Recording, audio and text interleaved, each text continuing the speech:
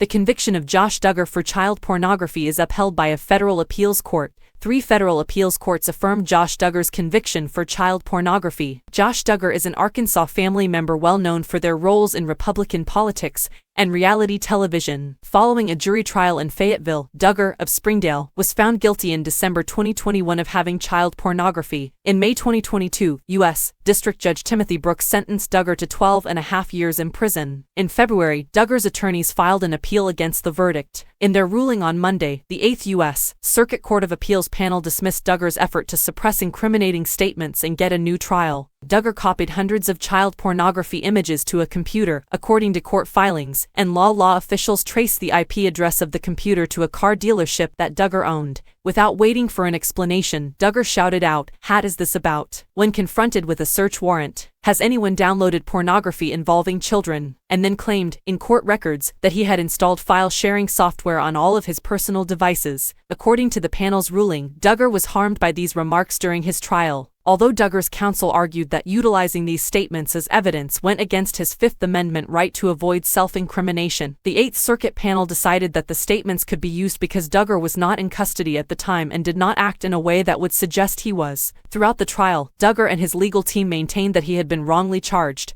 They attempted citing the worker's past as a sex offender to summon one of Duggar's staff members from the auto dealership as a witness and accuse him, according to court records. In their appeal, Duggar's attorneys claimed that the court's denial of their motion suggested the defense was lacking elements, and that the trial ought to be recommenced. The panel of the Eighth Circuit disagreed. The panel concluded that even if confusing or misleading material might be beneficial to the defense, a district court's discretion to exclude it does not supersede the right to provide a comprehensive defense. In Texas, 35-year-old Duggar is completing his federal jail term. After his prison term expires, he will be released from custody after 20 years of supervision, during which he will not be allowed to see his 7 children unaccompanied. Duggar is the eldest of 19 children in a Northwest Arkansas family that served as the subject of the 82,201th season of the reality television program 19 Kids and Counting. The show's main focus was on the Duggar family's devoted practice of the Independent Baptist denomination of Christianity. Do you need to contact me? Do you know of any news? Speak with us. Following Duggar's public admission that he had sexually abused 4 of his sisters